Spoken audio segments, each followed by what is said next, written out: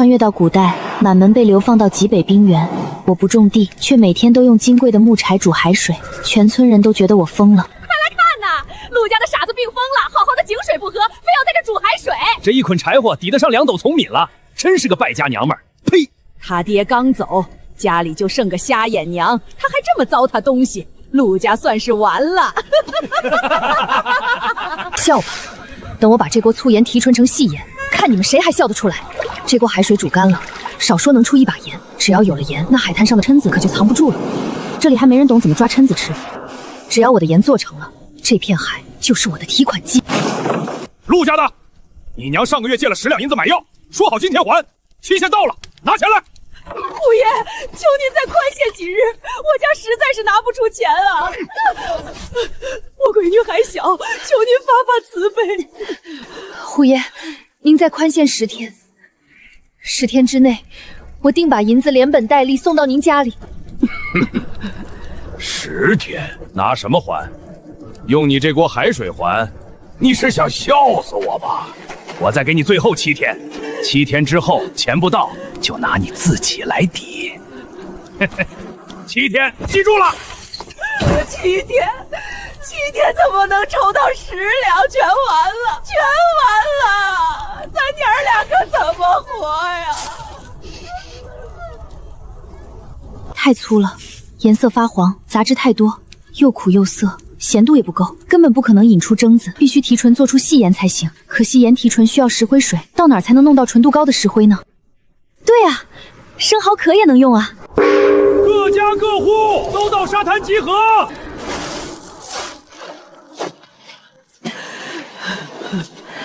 娘，你放心，我有办法了。上头有令，北境战乱，发配来1批罪奴，每户人家都要挑走1个。这人看上去不像是普通罪奴。我们自己都吃不上饭了，哪还有粮食养罪奴？这群罪奴看上去就不好惹，万一带回去以后惹事儿怎么办？就是啊，这不是断我们活路吗？安静！上头的命令谁敢违抗？你们也别恼，为了补贴咱们，上头说了，凡是领了罪奴的人家，都能挑1块滩台。这滩土以前可都是官家的，现在为了补偿大家，人人有份儿。那我要这个人，滩滩我要最中间那个。凭啥你先选？我也要中间那一块。我先说的，自然我先选。我都选好了，你排我后边去。安静，排好队，一个一个选。那我要他吧，看着就吃得少。那个伤疤的位置，是战场上正面劈下来的刀伤。这人肌肉紧实，目光坚毅，是有真本事的人。可他的样子实在太过凶猛，普通人根本不敢选他。陆晚秋，到你了。村长，这还有啥好选的？陆晚秋一个病秧子，到现在都还没嫁出去，正好那个块头大，带回去当相公，绝配。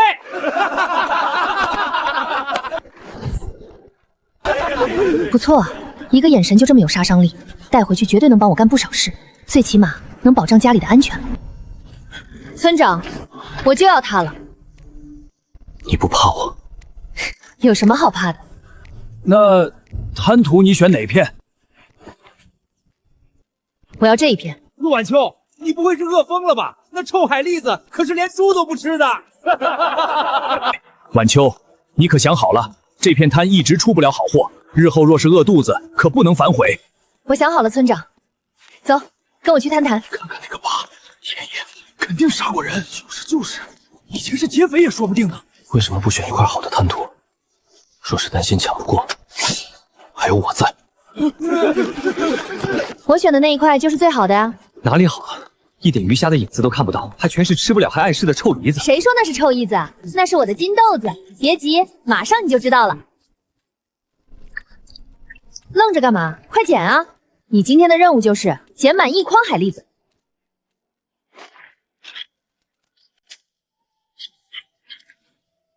愣着干什么？过来，撬开，肉刮出来放碗里，壳留下，要弄得干净点，一点肉都别剩。这东西能吃吗？当然能吃了，等我做好了，肯定馋得你流口水。不过我现在要用的不是肉，是壳。你费这么大劲折腾这些臭壳子，到底是要干什么？你一会儿就知道了。帮我把这些干了的壳砸碎，越碎越好。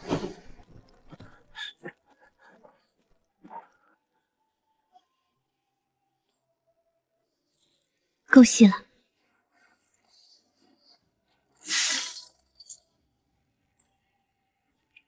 烧成灰才是石灰。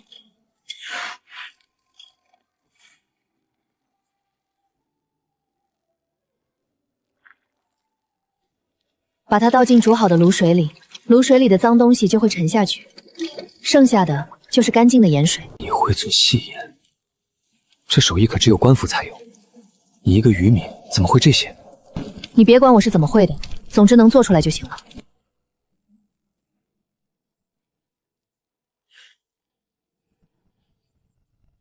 成了，这就是细盐。你竟当真能做出细盐？这成色可比官盐还好。走吧，带好桶，跟我去烂泥滩。去烂泥滩干什么？你不去镇上用盐换钱吗？当然用盐去泥地里挖金子了。你发烧烧糊涂了吧？那烂泥地里能有什么金子？废话少说，走。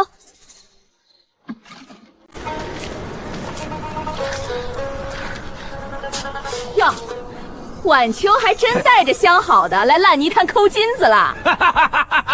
就你们那片海滩，要是能让人吃饱，我王字倒过来写，趁早别做白日梦了。别理狗叫，看脚下，看清了，这叫八字孔，孔眼呈八字形，旁边带着点往外翻的小土泡。怎么，你难道想从泥里抓出鱼来？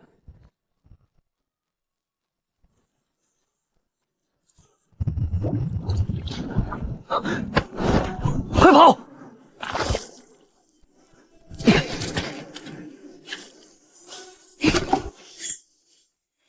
这是什么怪种子？这叫竹参，肉极鲜。这片泥底下全是这东西。你手快，力气大，我撒盐，你负责拔，速度要快。稍微慢一下，它就缩回深泥里，再也揪不出来。来。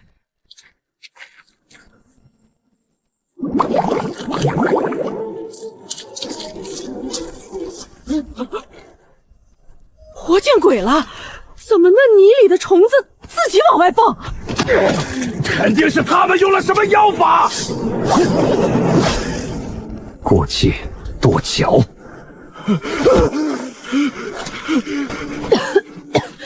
别理他，差不多了，咱们走吧。这虫子咱们拿回家怎么吃？用水煮了给你娘喝汤？自己吃太亏了，待会儿回家推上独轮车，咱们去镇上集市换现钱，还有些海蛎子也带上，后面会有用的。成，力气活我来干。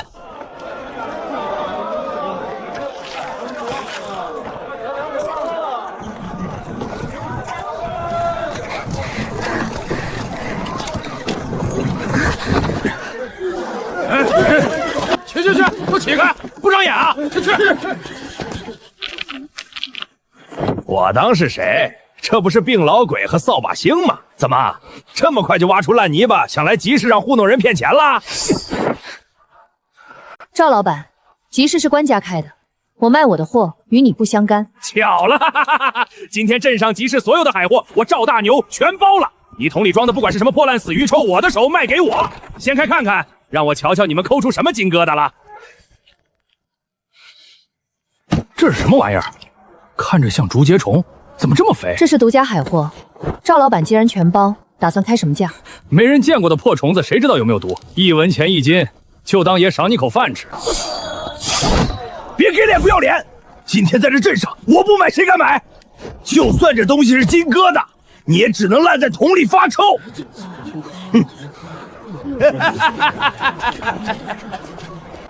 炭盆怎么借用？我出5文。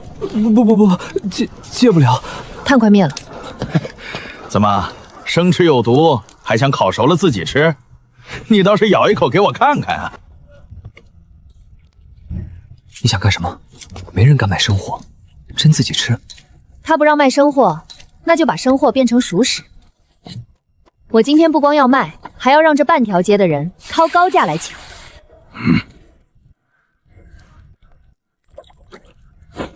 海蛎子壳，这东西腥臭的像烂泥，狗都不吃。你拿它做什么？等着瞧，这东西待会儿得抢着买。什么味道？这么香？好像是前面那女娃娃在烤什么东西。第一份出炉，谁敢第一个尝，这盘白送。我来。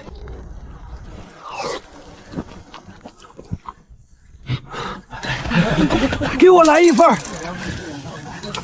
这味道太绝了，馋死老夫了。这到底是什么神仙做法？再给老夫来10个！天爷，这肉比螃蟹还鲜，这汤能鲜掉舌头！我也要，给我来5个！谁敢买？都不想在这镇上混了吗？怎么，赵老板，老夫买口吃的，还要看你的脸色？马老爷，您哪里的话，是小的唐突了。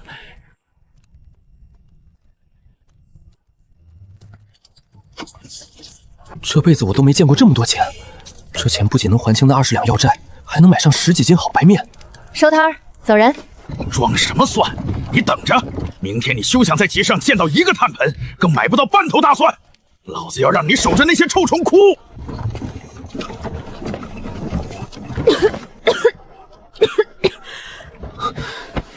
你先歇会儿，我去买蒜。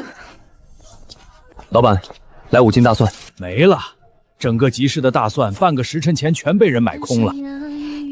来20斤上好的木炭。小哥，木炭一粒不剩，连昨天的废炭渣都被人连盆端走了。谁干的？哼，我干的。陆晚秋，我说过，今天在这镇上，你连一片蒜叶都别想买到。那些破海虫，你就在桶里欧发臭吧！你找死！大蒜50文1斤，你买空全镇，少说花了10几两银子。赵老板好大的手笔。爷今天就花钱，看你们2口子喝西北风。千川，推车，走。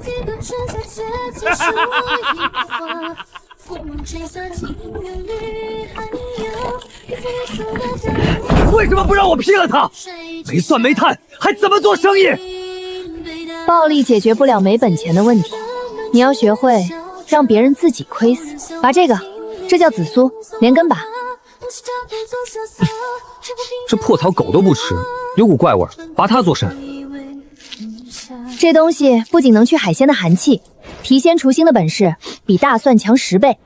还有这个野沙葱，一起拔。那火呢？捡松果壳，这玩意儿油脂极大，烧起来火极旺，还自带松木香。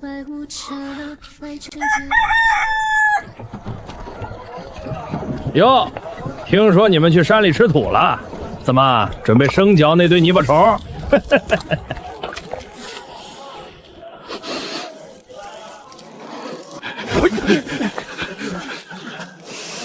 奇香啊，没有蒜臭，反倒有种草木的清雅。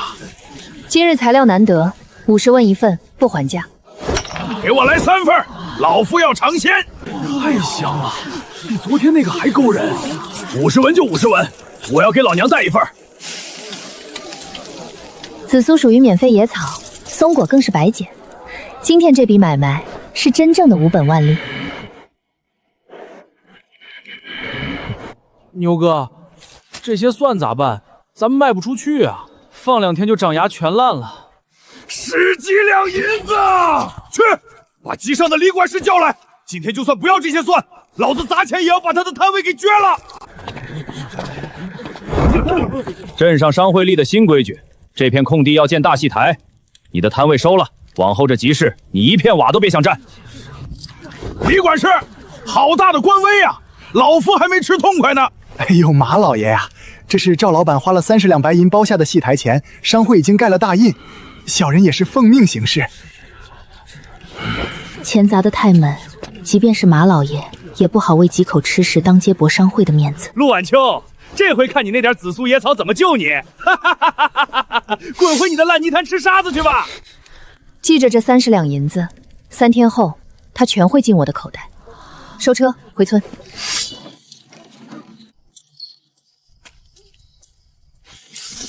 集市摊位被封了，不久咱就得断粮。你难道真打算天天去捡虫子自己熬汤喝？晚秋，你是不是得罪人了？娘，别怕，活路不在集市，在村子里。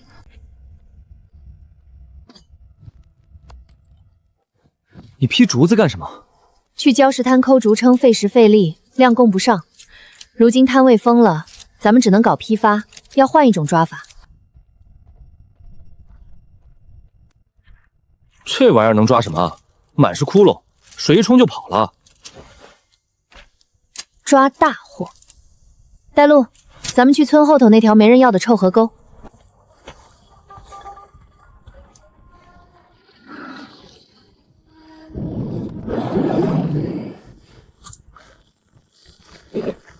好沉，这抓到什么了？这么多，可这烂鱼满身细刺，土腥味重的苦死人。集市上白送都没人吃啊！白送没人吃，那就把它做成没人吃得起的样。走吧，回家。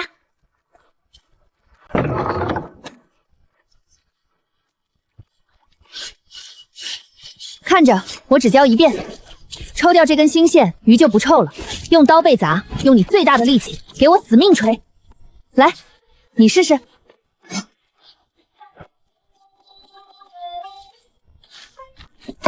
千川，起锅烧烧水。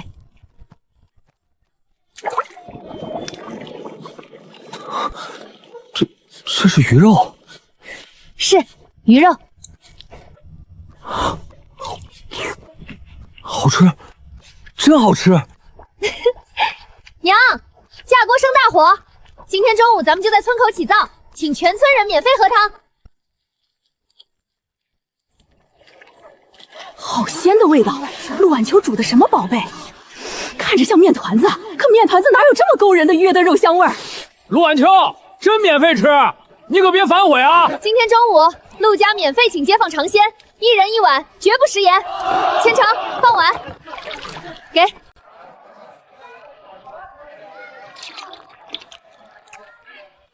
我的亲娘祖奶奶，这肉能在嘴里弹起来，连刺都没有一根，比镇上财主家大肥猪还香！给我一碗，别挤踩我脚了！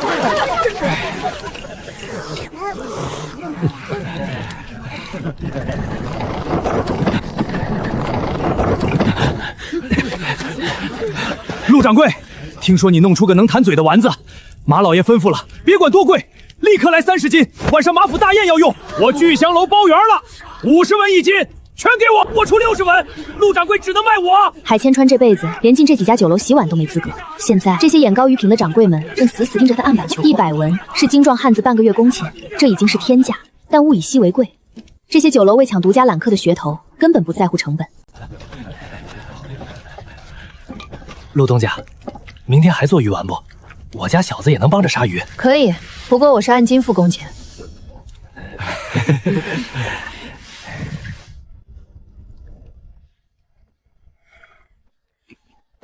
牛哥，出大事了！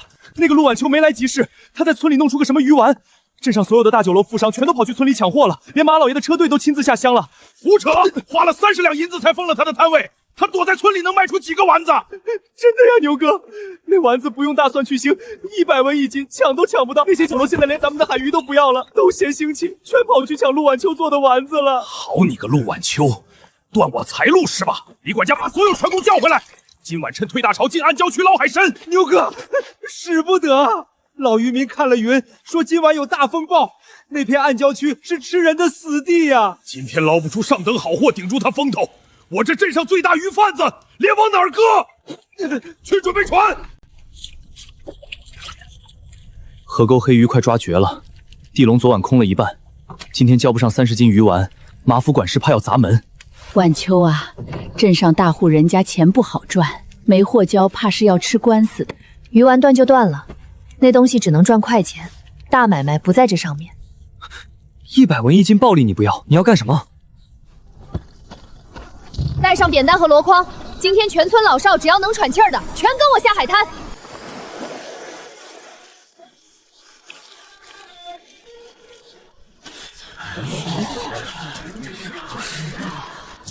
陆东家，您喊我们来，这片海滩能捞什么？全是石头。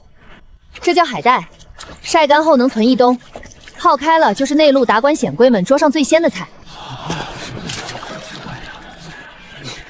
这玩意儿谁吃啊？又不当宝，还黏兮兮的。我们平时都拿来沤肥的。别废话了，捞吧，筐满为止，按筐付工钱。成，那您可别反悔啊！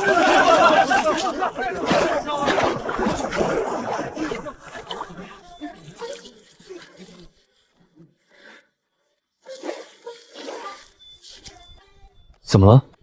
有啥问题吗？你看这些，这片滩的海带太老了，叶子发硬，虫洞多，晒干了也不好看。要想卖给内陆的达官显贵，这卖相就过不去。那怎么办？滩头上的不行，那就只能去海里找了。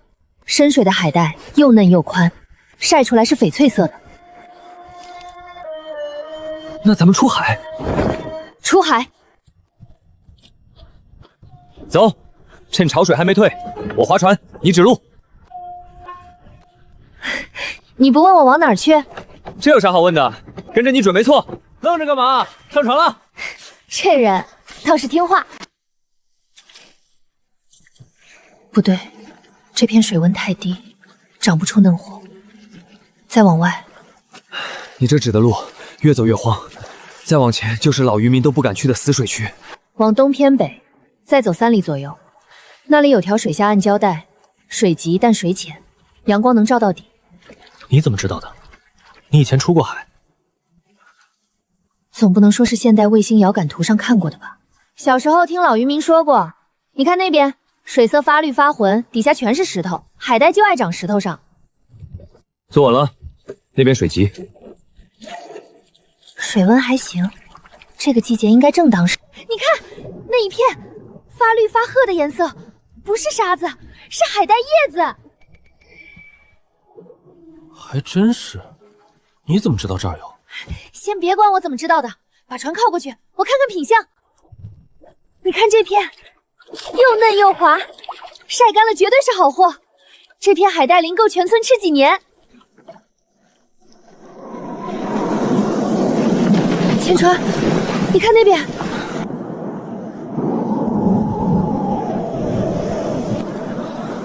是风暴云。掉头，往南走，快！南边是场口，浪打过来没东西挡。南边有个大礁石群，绕到礁石背面去，浪打不过去，快！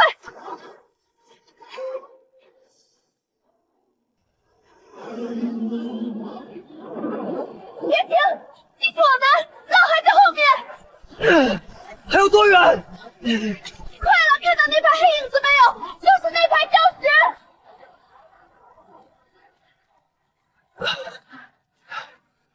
你怎么知道南边有礁石群？我出海前问过村里老渔民。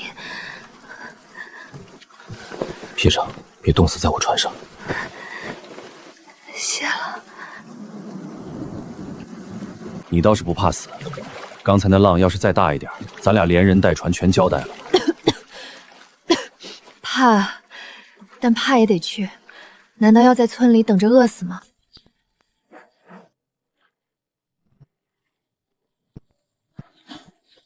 抬回去，今晚摊开晾着，明天一早能收一批。哟，这海带又宽又滑，确实比咱滩涂上捞的那些强多了。陆东家，陆东家，出大事了！怎么了？赵大牛的船在暗礁带翻了。听说他为了跟你赌气，竟然去深海捞海参，这才撞上鬼平头了。陆东家，村里只有你弄的那个地路网结实，你有没有法子救救他们？船上可有10几条人命啊！没法子，赵大娘坏事做绝，自作自受。这海浪连木船都能拍碎，谁下水都是九死一生。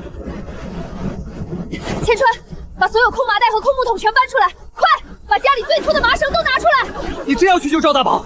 他昨天刚封了你的摊儿，恨不得握死你。今天这海浪连桅杆都能炸断，你下去就是送死。人命比钱大，别废话，把这些空木桶滚过来。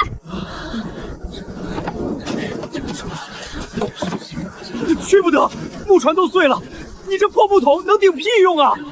少废话，帮我把绳头拉紧。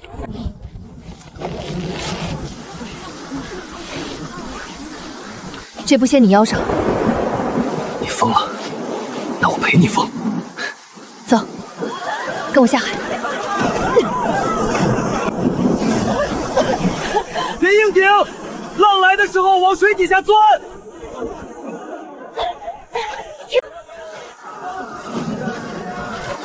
前面看到人了，抓住！顺着绳子往岸边游，岸上有人在拉。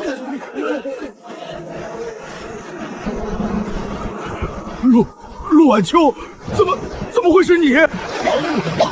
闭嘴！不想喂鱼就抓紧。人齐了没有？有没有人落下？齐了，全在绳子上了。拉绳子！所有人往死里拉！病狗，你听好了，你要是死在水里，我就算去阎王殿也要把你捞回来。知道了，回去吧，冻死我了！救命！救命！救我了！这破网是哪个缺德鬼扔的？有没有人啊？再不来我就要变成死猪了！他在说话。什么？没人说话呀？是海豹，海豹说话了。是海妖，这么肥发，怕是吃了不少人。你快躲好！放屁！你才是海妖，你全家都是海妖，你才肥，你全家都肥！哼，你这海妖，今日落入我的手中，我便给你一个了断！救命啊！有人要杀海豹了！别杀他，他不是海妖，他就是海里的一种动物，不吃人的。你怎么知道？我看书上看过。看书？你从哪儿看的书？反正就是书上看的。姐姐，谢你救我，你人真好。这小东西还挺可爱的。你怎么会困在这里？你在跟他说话，他怎么会听得懂人话？你才听不懂人话呢！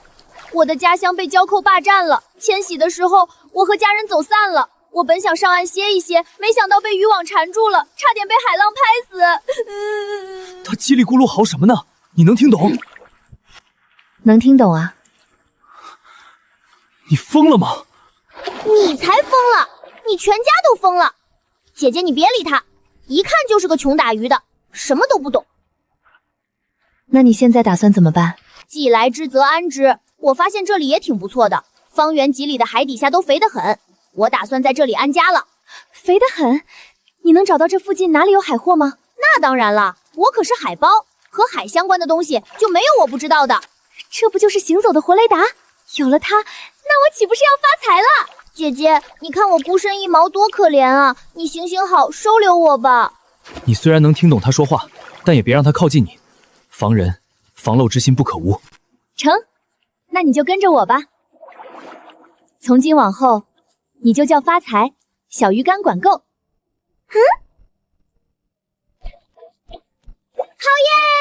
耶！不错，昨天那批嫩货晒了一夜，已经半干了，再晒2天就能收起来。他怎么还不走？姐姐，你答应收留我的，小鱼干管够，你不能反悔。放心吧，不反悔。你在跟他说话，他又嗷嗷什么呢？他说他找到了好地方，海里全是海胆和海参。海胆？什么东西？你不知道的事儿多着呢。海是顶级的珍馐，内陆那些达官贵人见都没见过这东西，端上桌能当金子吃。那片海湾是我的秘密地盘，一般人找不到。他说是他的秘密地盘，别人找不到。你就这么信他？他说你看不起豹。我什么时候看不起他了？走吧，咱们去找赵大牛，到用人的时候了。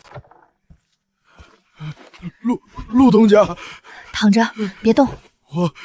我赵大牛，对不起你，以前都是我的错，我做的那么过分，陆东家你还肯救我，都是我的错。过去的事儿不提了，我这次找你是有正事。你说，只要你陆东家一句话，我赵大牛上刀山下油锅，没有不肯。大牛哥言重了，我是有生意想和你谈。生意？我有一批海货想往内陆卖，不知道大牛哥的车队肯不肯接我的单？陆东家哪里的话？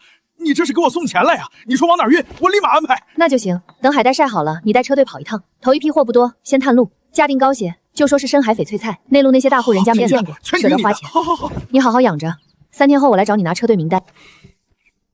你救他就是为了让他给你跑车？不全是，但既然救了，就不能让他白捡一条命。他欠我的，总得还。你到底是个什么样的人？一个想活下去，还想让周围人都活下去的人。走了，回去看看发财有没有把我刚晒的海带啃了。姐姐，你看，小鱼干我留着你回来一起起吃。他说小鱼干给我留了一半。行吧，那就养着。他要是真能找到好海货，我每天给他多烤2条鱼。他问你说话算不算数？你跟他说，我海鲜云从不食盐。一言既出，相薄难追，我发财有口福了。发财，你昨天说的那片海域，海胆和海参多不多？多，特别多。那地方水清的能看见底，海货特别多。不过有些我也没吃过。够多就好。等我这边海带出了货，钱周转开了，就带人去捞，到时候少不了你的小鱼干。姐姐你太好了，发财跟定你了。老天既然将发财送给我，那我绝不辜负老天的好意，定在这里闯出一片天。姐姐快，趁潮水刚好，我带你去看我的秘密地盘。牵车，把船推下来。这什么路？再往前说，再往前船都要卡住了。发财说快到了。快了快了，拐过前面那个弯就到了。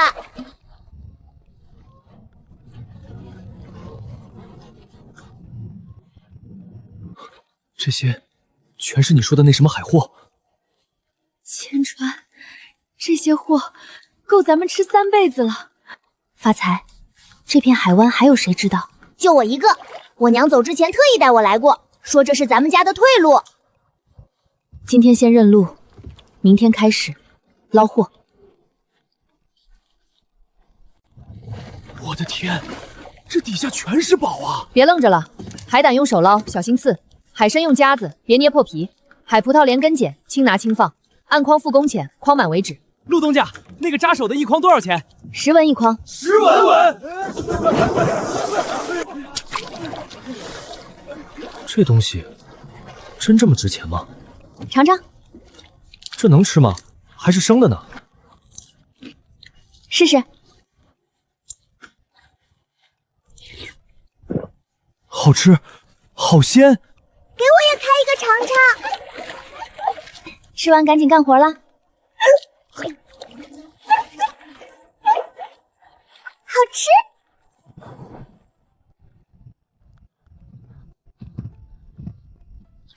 我说什么来着？我发财从不吹牛。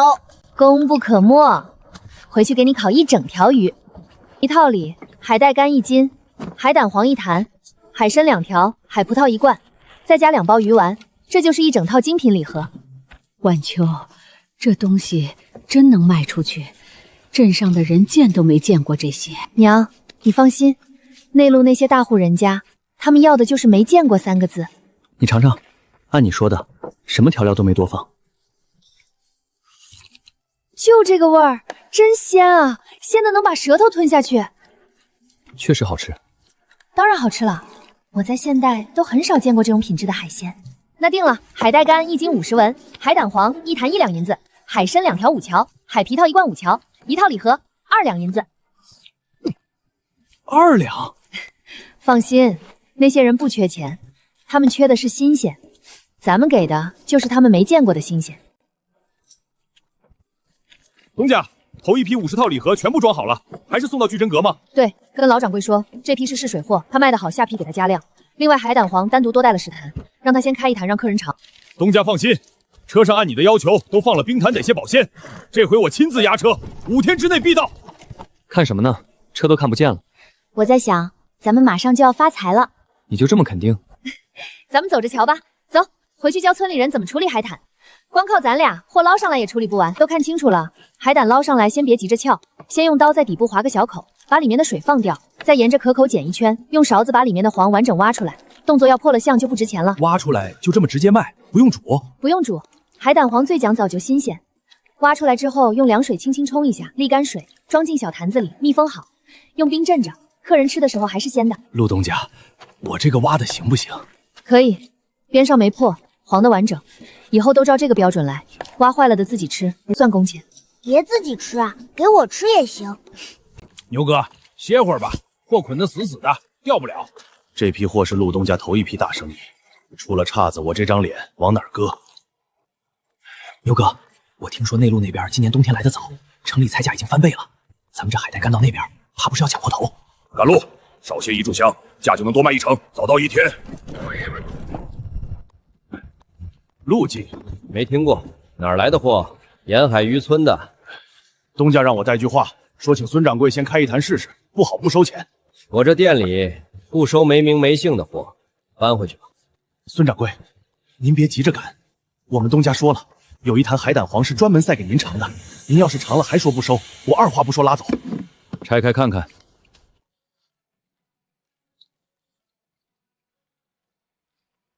打开，全打开！你们东家在哪儿？这些货有多少我要多少，你能不能让你们东家加急？我明早就动身回去，保证把消息带到。陆东家，我回来了。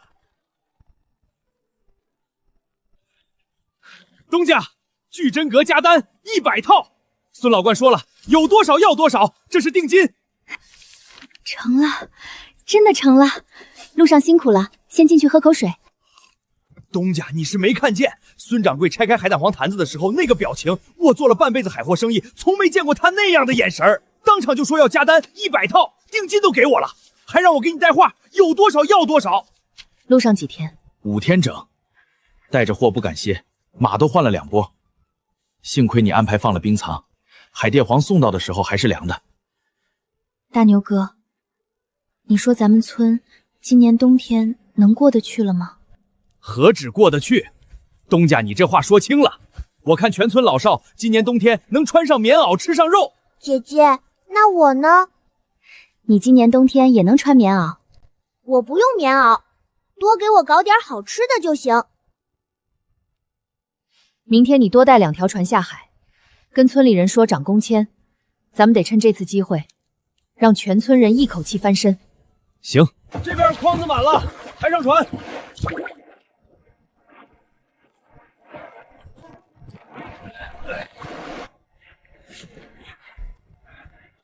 东家，第2批100套礼盒全部装好了，海胆黄比上次多了20坛，够不够？够。这次多带2箱海葡萄，还有几罐我做的新品，也让孙掌柜尝尝鲜。得嘞，那出发了。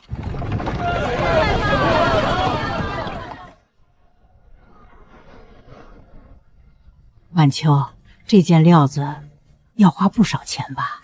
娘，往后这样的料子，您想穿多少穿多少。好。姐姐，赵大牛又来信了。东家，货已卖空，不少掌柜都想订长期，盼回信。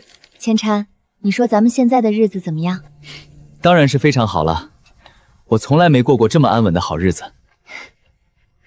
这还远远不够，我想让大家的日子以后1年比1年好。从今天起，海陆鲜商号正式成立。村里只要愿意来当伙计的，我陆晚秋保证让家家户户能翻新房、穿新衣。陆丫头，不，陆大东家，你这是给全村人改了命啊！赵东家，下一趟车队扩编到50辆，10料打商号硬旗子，你敢不敢接？只要东家有货，就算前面下刀子，我赵大牛也给你趟平了。那我便多谢赵东家了。陆丫头，你不知道，前年冬天咱们村差点饿死人呢。你看看现在，你看看，比过年还好。村长，往后年年都比过年好，您别光喝酒，多吃点饭。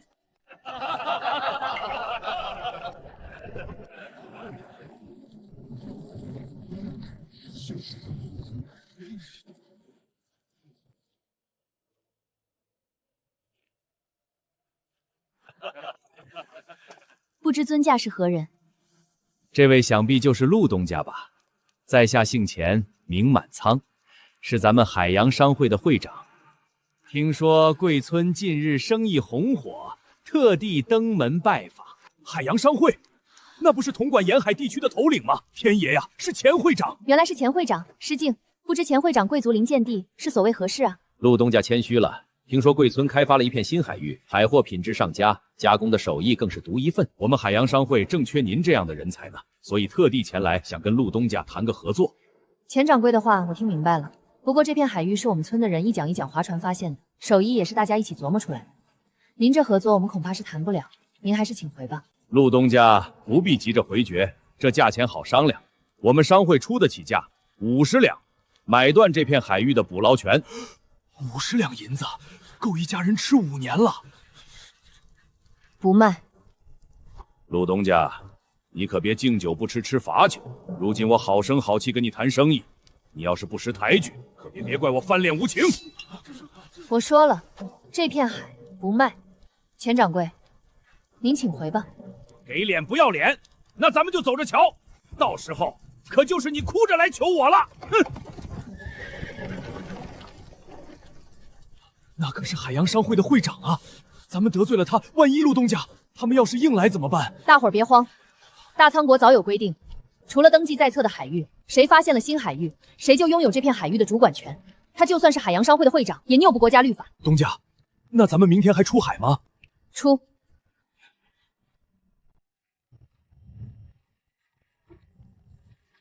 这石头咋好像挪过位了？潮水冲的吧？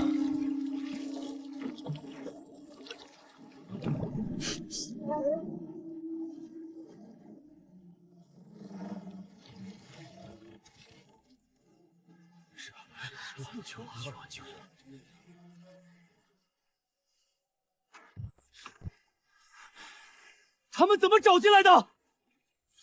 陆东家，那些人，他们在咱们的海里捞东西，那是咱们的海，咱们发现的海，他们凭什么？他们在捞咱的货。海千川，回来。他们在捞咱的货。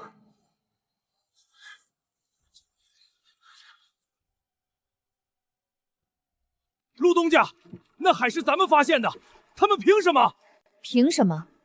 凭他们船多人多。今天咱们冲过去打一架，能打赢吗？打赢了又怎么样？明天他们来20条船，后天来30条，咱们拿什么挡？你砍他一个人，他明天来100个，你砍得完吗？那怎么办？看着他们把货捞完。他捞不走，这片海的货深，他们没带够人，也不懂怎么处理。今天捞上来的，明天就会烂在桶里。等人走了，海还是咱们的。不用管他们，咱们捞咱们的，我自有办法。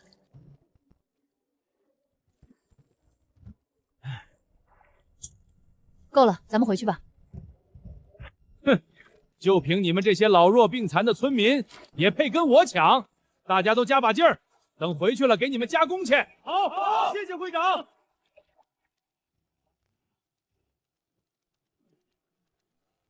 那是咱们辛辛苦苦发现的，他们连招呼都不打，直接开船就捞。咱们去告官，律法上写的清清楚楚，谁发现新海域归谁管。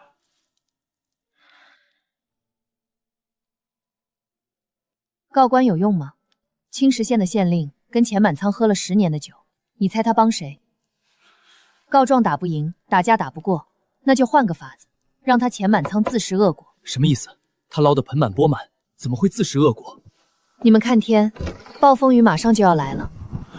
你咋知道的？当然是发财说的了。相信我，这场暴风雨会帮我们解决所有麻烦的。可钱满仓又不傻，他肯定不会进深海的。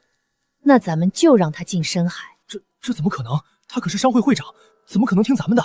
明天一早，你们2个换上平常不穿的旧衣裳，去镇上最大的那家客栈吃早饭。钱满亏带着人住在那家客栈2楼，他的管家每天早上会下楼买包子。陆东家，那我们说什么呀？你们就坐在1楼大堂靠楼梯那张桌子，一边吃饭一边闲聊。就说这几天在东边新海域捞不着渔民说，陆晚秋真正看上的地方在深海，有一片水下发光的礁石，全是上等海胆和珍珠贝。因为船不够大，所以一直没机会去。深海发光礁石，上等海胆，珍珠贝。对，说到珍珠贝的时候，声音稍微价低一点，但要让旁边桌的人能听见。钱满仓的管家听见了，一定会回去告诉钱满仓。他会上当？他要是不贪，就不会连夜带人跑来占咱们的海域。贪心的人最听不得珍珠贝3个字。记住了，明天天一亮就去。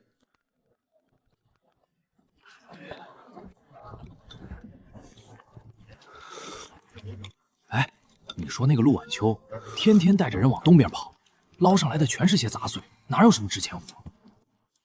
我听说陆晚秋真正看上的地方根本就不在那儿。村里老渔民说，深海有一片水下会发光的礁石，底下全是上等海胆，还有珍珠贝。嘘，别嚷嚷！我听说他船不够大，不敢去，这不才一直在近海瞎转悠吗？两个傻子，这么重要的消息都说出来了，我要立功了。他会上套吗？等着吧。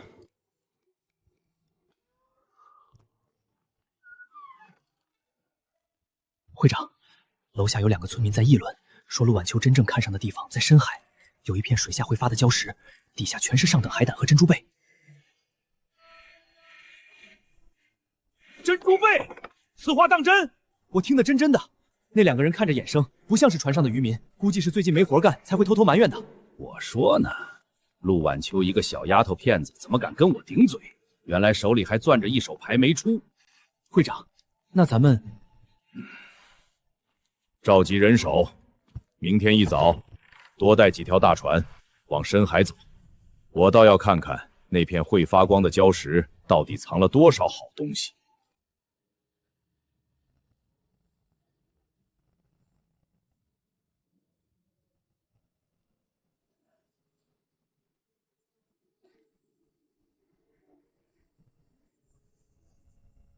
真的能行吗？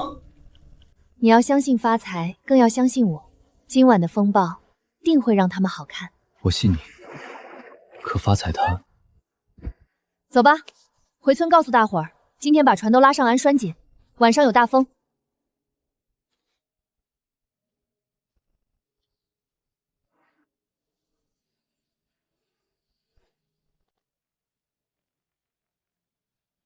陆晚秋，你的宝贝海域可就归我了。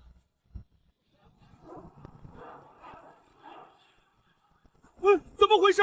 好好的怎么起风了？会长，风太大了，不能再往前了，掉头吧！掉什么头？继续往前！没找我的珍珠贝，谁都别想掉头！会长，这风不对劲啊！早上还晴着，怎么忽然就……怕什么？我出海20年，什么风浪没见过？继续往前！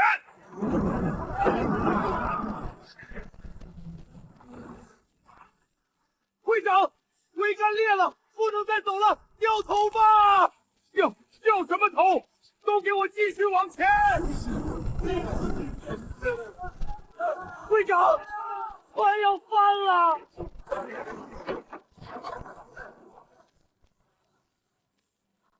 掉头！掉头！快掉头！快拉我一把！拉我一把！谁拉我一把？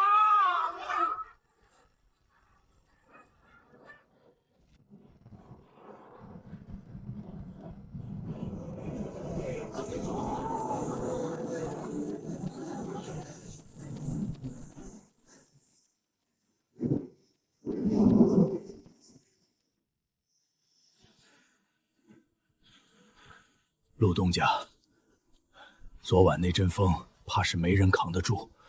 钱会长他们的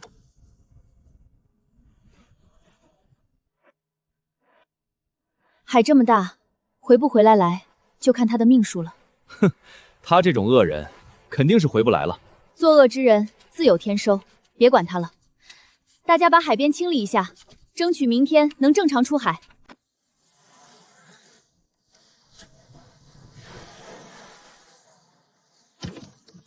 那是船。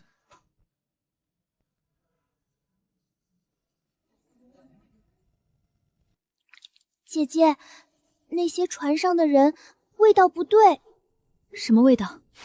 是血腥味儿。我娘说这是坏人才有的味道。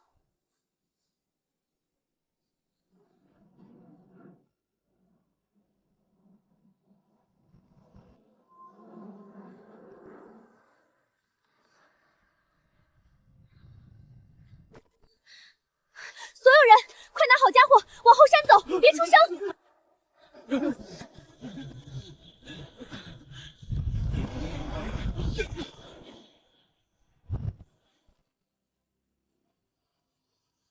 跑得倒快，给我找！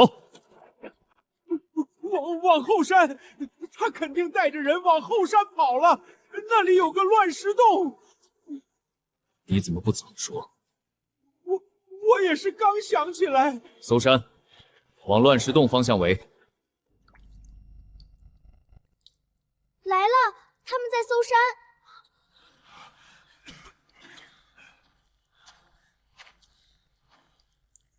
我去。你怎么打得过他们？谁说我要打架了？那可是杀人不眨眼的寇贼，他们怎么可能跟你谈？有钱满仓在，他们就一定会跟我谈。放心吧，你守住这里，没我的话，谁都不准出来。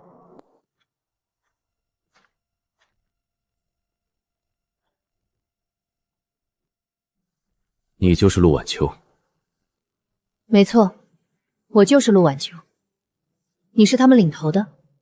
在下萧夜兰，今日登门是想跟你谈笔买卖。带刀谈买卖，万一买卖谈不拢，刀也是有点用的。我是做生意的，只要有钱赚，生意自然能谈拢，哪里用得上刀啊？陆东家爽快！要不是你说陆东家难缠，我怎么会失礼？是小人的错，你饶了小人吧。既然陆东家爽快，那我也就不绕弯子了。只要你把新发现的那片海的位置和海货手艺交出来，我保你后半辈子衣食无忧。无论是金钱还是权力，我交寇国都给得起。口气这么大，看来不只是抢生意这么简单，怕是动了侵略的心思。陆东家这么聪明，想来一定会做出让人满意的决定。萧东家好大的口气，听着不像是来谈生意的，倒像是土皇帝专程来抢地盘的。你比我想的聪明，所以你的选择呢？是归顺于交寇享福。若我都不选呢？不必这么着急给我答复，我给你1天时间，明天这时候，我想你会想明白。你没事吧？咱们接下来怎么办？没事，他既然不杀我，就说明他另有所图。1天时间够用了。少主，您为何不杀了那女人？咱们直接将这里抢了，不是更快吗？你懂个屁！要是闹大了，引来大仓官兵，那咱们深入敌营的计划岂不是泡汤了？可有个钱满仓不就够了？那钱满仓还是海洋商会的会长呢。我打听过，沿海地区的生意基本都把持在海洋商会手里。那钱满仓若真是个有本事的，怎么可能栽在陆晚秋手里？你少听钱满仓在那吹牛，他不过是小角色。咱们若想拿下沿海，硬碰硬是不行的，必须先夺人心。而陆晚秋就是破局点。怎么样了？人都走了，但是说给咱们1天时间考虑，要不要归顺交寇。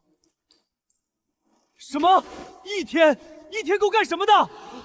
要不就听他们的吧，活命要紧啊！放屁！你以为归顺交寇就能活命吗？你难道不知道交寇人是什么样的吗？那是一群海匪。那你说咋办？咱们一群渔民怎么可能打得过他们？我还有孩子，我不能死！别吵了，吵有什么用？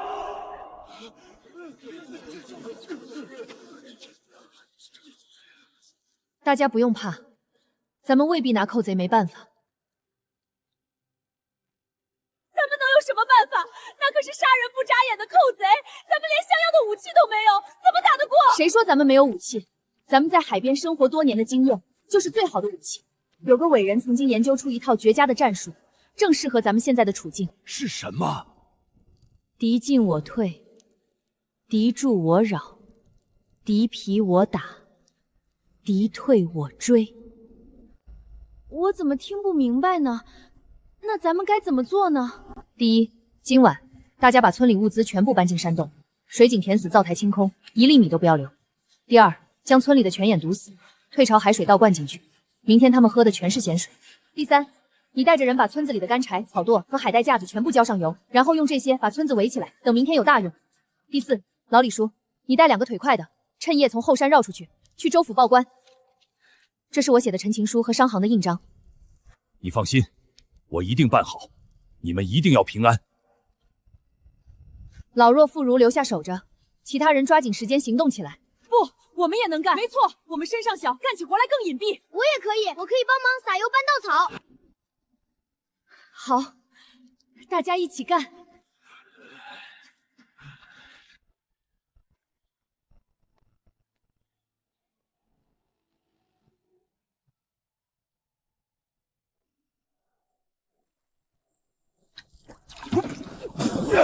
水是咸的！大早上的吵什么吵？少主，井里的水变成海水了！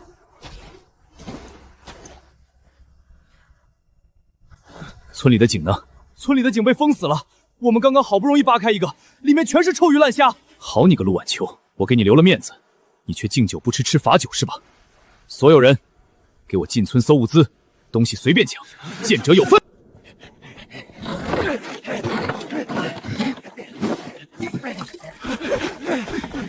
少主，屋里是空的。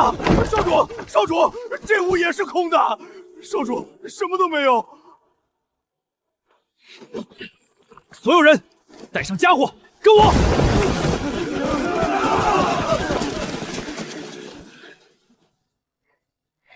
萧少主，好久不见啊！昨夜睡得可好？陆晚秋，你真是好大的胆子！陆晚秋，你真是好大的胆子！和您的狼子野心相比，我还差点意思呢。哼，陆晚秋，你不会以为一群渔民就能挡得住我交寇国数十位精兵吧？我倒没有这么不自量力。不过，你的人脚下踩的是我浇了油的干柴和草垛，还有墙角周围的火把，你也看见了。只要我一声令下，我不信你能逃出火海。若烧了村子，你们也没活路。没有活路又如何？我们不过是一群普通的渔民，拿我们的命换你交寇国的未来继承人的命和大仓百姓的安顿，不算亏。你到底想干什么？第一，把你调动手下的信物留下。你说这个？少主，万万不可！这可是调动禁卫军的唯一令牌，怎么能……闭嘴！你放心，我对你的禁卫堆没兴趣。等你走了，我自会物归原主。第二，钱满仓是叛国贼，为了多一层保险，你得把他留给我，这样万一你失败了，我也好有个退路。不要啊！拿去便是。第三，你立血书为凭，若交寇事成，便封我为通商大都督，且要保渔村百姓平安。哼，你可真是精明啊！谁稀罕做你们交寇国的都督？我不过是为了留下你意图侵略大仓的证据罢了。给，还有什么一并说了。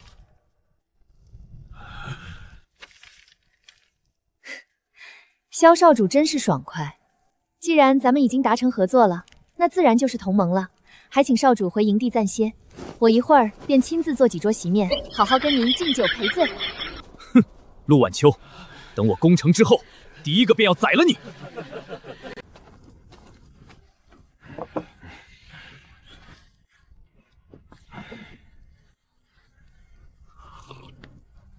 陆东家亲自下厨，倒是给我面子。往后就是萧少主的人了，自然要好生伺候。这顿算我给少主赔罪，也算我给接风。往后还请少主多多照顾。哼，陆晚秋，你以为我真看上你手里那点海货了？哼，可笑！我交寇国物产丰饶，百姓强干，却委身于小小岛国，实在是老天不公。若是我交寇国拿下大仓沿海四周，何愁将来不能？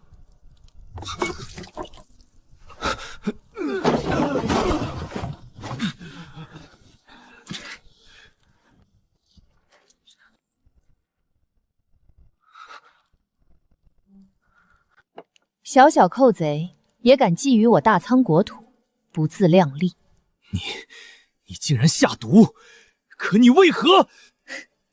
你当我像你们寇贼一样蠢吗？我当然是提前服了解药啊！卑鄙！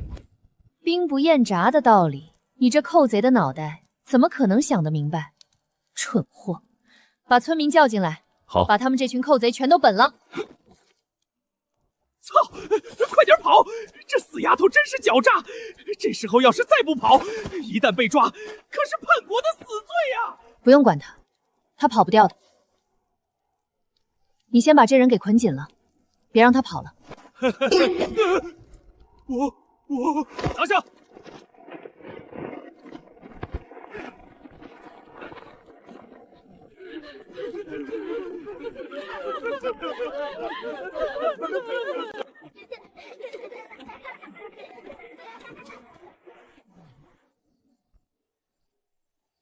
发财，你要是能连续顶30下球，晚上我给你开20个海胆吃。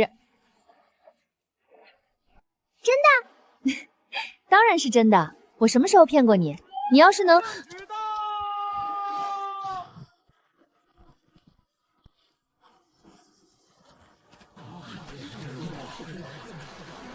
奉天承运皇帝诏曰：民女陆晚秋于沿海夷村智破外寇，擒获敌手，保全疆土，有功于国，特赐正五品沿海通交使官职，专司沿海海务及南交贸易往来，赐海陆先商号为皇家特许经营牌，准其海货通行各关津，免州关税，另赐白银1000两，绸缎100匹，御笔亲题海疆砥柱匾额1面，钦此。